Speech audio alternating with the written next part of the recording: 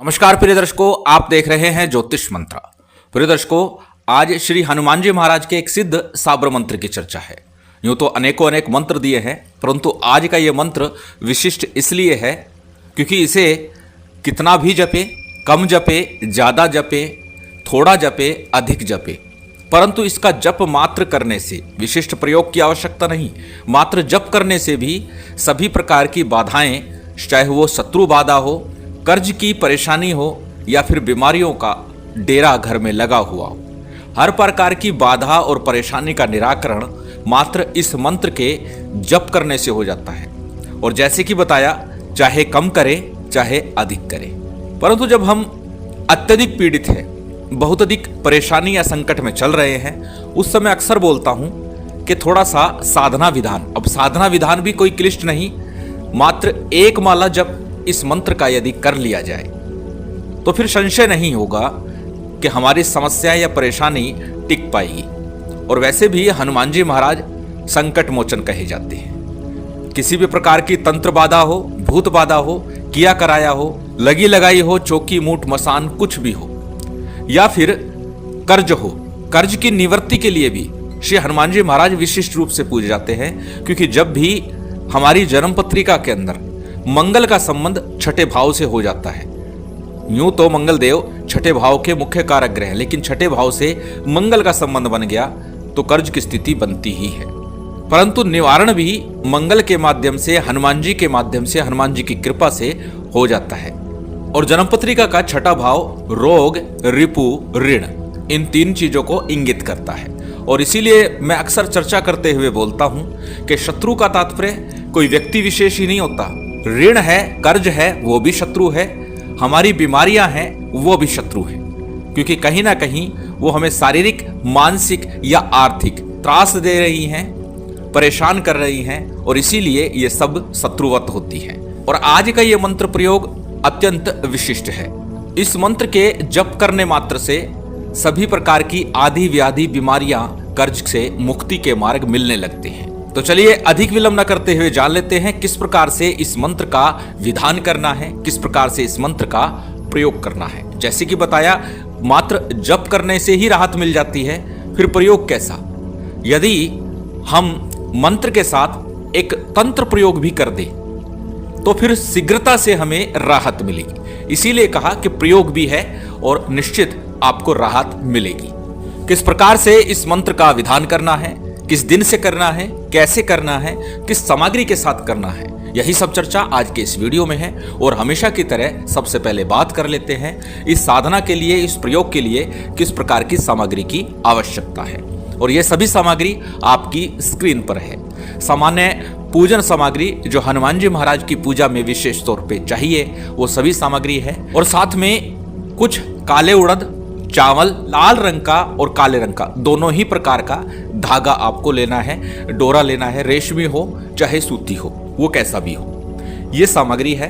इसके अतिरिक्त सामान्य धूप, दीप, नैवेद्य, फल फूल, मिठाई जो भी है वो सभी आपकी स्क्रीन पर है। स्क्रीनशॉट ले सकते हैं, किसी कॉपी नोटबुक में नोट कर सकते हैं। अब जानते हैं इस प्रयोग को करना कब है, किस दिन से इसे आरंभ करना है। प्रिय दर्शकों, पूर्व में भी अनेकों बार चर्चा करते हुए बता चुका हूं कि जब हम मनोकामना सिद्धि के लिए, कार्य सिद्धि के लिए हनुमान जी महाराज से निवेदन करते हैं तो वह प्रयोग मंगलवार के दिन से आरंभ किया जाता है।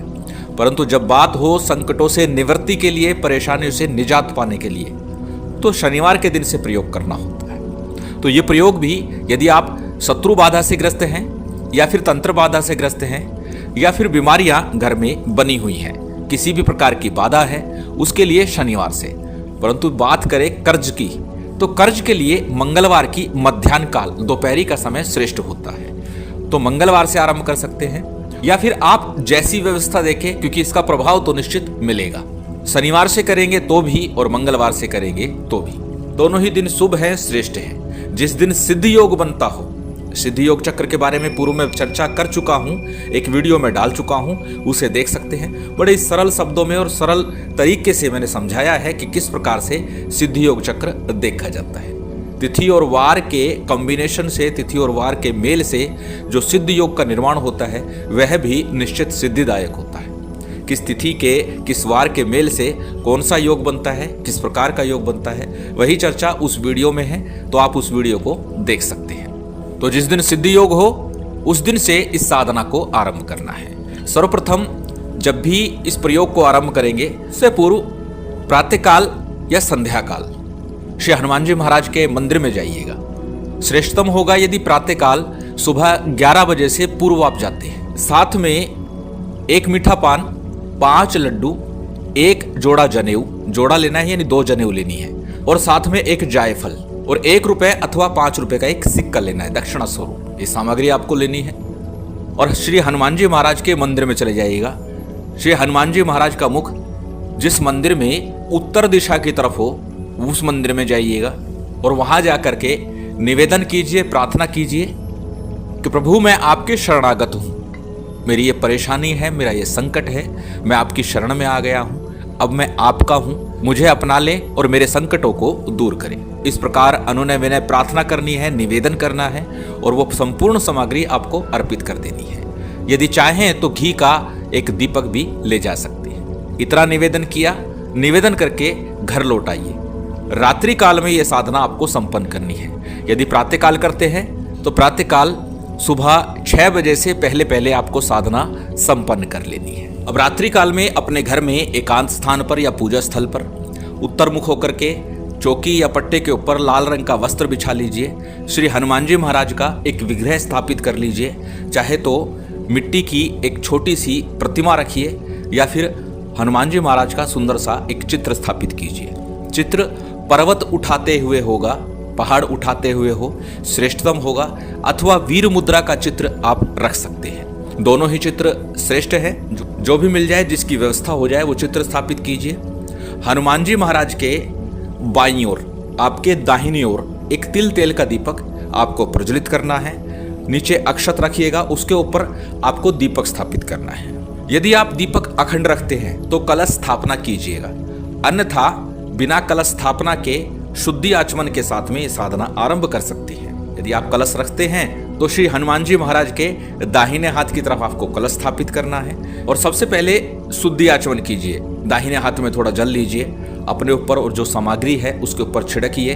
गंगा, जमुना, सरस्वती इत्यादि पवित्र नदियों का स्मरण करते हुए तत्पश्चात दीप प्रज्वलित कीजिए। दीपक प्रज्वलित कर लिया, उसके बाद में दाहिने हाथ में अक्षत पुष्प जल लीजिए। संकल्प कीजिए, संकल्प में अपना नाम, अपना गोत्र, उस दिन का तिथिवार नक्षत्र बोलिए और साथ में अपनी कामना बोलिए, अपना मनोरथ बोलिए कि आप किस बाधा परेशानी से पीड़ित हैं।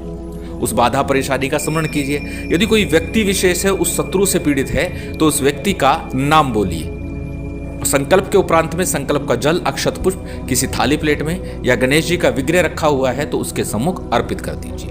तत्पश्चात सबसे पहले गणेश जी का, गुरु का, कुल देव, पितृदेव, स्थान देव, इन पंचदेवों का पूजन लगभग प्रत्येक साधना सिद्धि के दौरान मैं बताता हूँ, ताकि इन सभी का आशीर्वाद सानिध्य हमें प्राप्त हो और हमारी साधना निर्विघ्न पूर्ण हो। इन पंचदेवों के पूजन के बाद में सीताराम जी का पूजन कीजिए, हनुमान जी महाराज का पूजन कीजिए और साथ ही साथ क्षेत्रपाल के रूप में भैरव जी का पूजन कीजिए। सामान्य सा पंचोपचार रीति से आपको यह पूजन संपन्न करना है, जो भी सामग्री आपके पास उपलब्ध है। प्रिय दर्शकों, पूर्व में भी बहुत बार बता चुका हूं कि साबर मंत्रों की साधना में पूजन विशेष की आवश्यकता ना के बराबर होती है। पूजन करने का, बताने का औचित्य मात्र इतना है ताकि हमारा मन पूर्ण रूप से साधना में रहे और सभी देव शक्तियों की सहायता हमें प्राप्त हो जाए। अन्यथा मात्र संकल्प शुद्धि के माध्यम से हम साधना आरंभ कर सकते हैं। जब सभी का पूजन संपन्न हो जाए, उसके बाद हमेशा की तरह एक माला गणेश मंत्र की आपको करनी है। ओम गंग गणपते नमः, इस मंत्र का आपको जप करना है, एक माला का। और साथ ही अपने गुरु मंत्र का जप करना है। यदि आपने गुरु दीक्षा नहीं ली है तो आप भगवान शिव के पंचाक्षरी मंत्र का जप कर सकते हैं। हमारे गुरुदेव द्वारा दिया गया मंत्र ओम परम तत्वाय नारायणाय गुरुभ्यो नमः, इस मंत्र का जप कर सकते हैं। अथवा ओम गुरु गोरक्षनाथाय नमः, इस मंत्र का जप कर सकते हैं। गणेश मंत्र, गुरु मंत्र के जप के साथ ही आपको साबर सिद्धि मंत्र का 11 बार या 21 बार जप अवश्य ही करना चाहिए। और हर बार बोलता हूं, जब भी साबर मंत्रों की साधना हो, साबर सिद्धि मंत्र का जप अवश्य कीजिए। यह आपकी साधना को बल देता है, आपकी साधना सिद्धि में, सफलता में शीघ्रता से कार्य करता है। जब आपका गणेश मंत्र, गुरु मंत्र और साबर सिद्धि मंत्र का जप पूर्ण हो जाएगा, उसके बाद में 11 बार श्री राम जय जय राम, श्री राम जय जय राम, इस महामंत्र का उच्चारण करना है। और उसके बाद में आज का जो मूल मंत्र है उसकी मात्र एक माला का जप करना है, सिर्फ एक माला का जप। जब से पूर्व जो काला धागा आपने लिया है, वो काला धागा दोनों ही आप दीपक के सम्मुख रख दीजिए और उसके बाद में आपको जप आरंभ करना है। पहले जान लेते हैं मंत्र को और उसके बाद जानते हैं प्रयोग विधि को।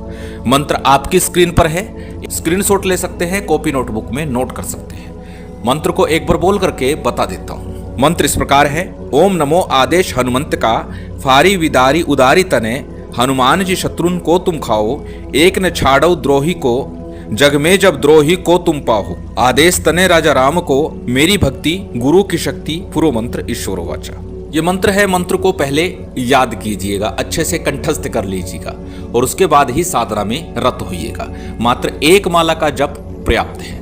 अधिकस्य अधिकम फलम, ये बात मैं अक्सर बोलता हूँ। यदि आप अधिक कर सकते हैं तो 3, 5, 7 अर्थात विषम संख्या में माला जितनी हो सके उतनी कर सकते हैं, परंतु एक माला यथेष्ट है, पर्याप्त है। जब आपका जप पूर्ण हो जाएगा, उसके बाद श्री सीताराम जी की आरती कीजिए, हनुमान जी महाराज की आरती कीजिए और आरती के बाद में जो भी भोग नैवेद्य आपने रखा हुआ है वह भगवान को भोग लगा दीजिए और उस भोग का आधा भाग गोग्रास के रूप में दीजिएगा और आधे भाग को परिवार सहित ग्रहण कीजिएगा। प्रिय दर्शकों, अक्सर बोलता हूं, जब साधना का आरंभ होगा और साधना का समापन होगा, उस दिन विशेष तौर से जो मुख्य भोग हो वह अवश्य रखिए। जैसे लड्डू का भोग रख सकते हैं, चूरमे का भोग रख सकते हैं।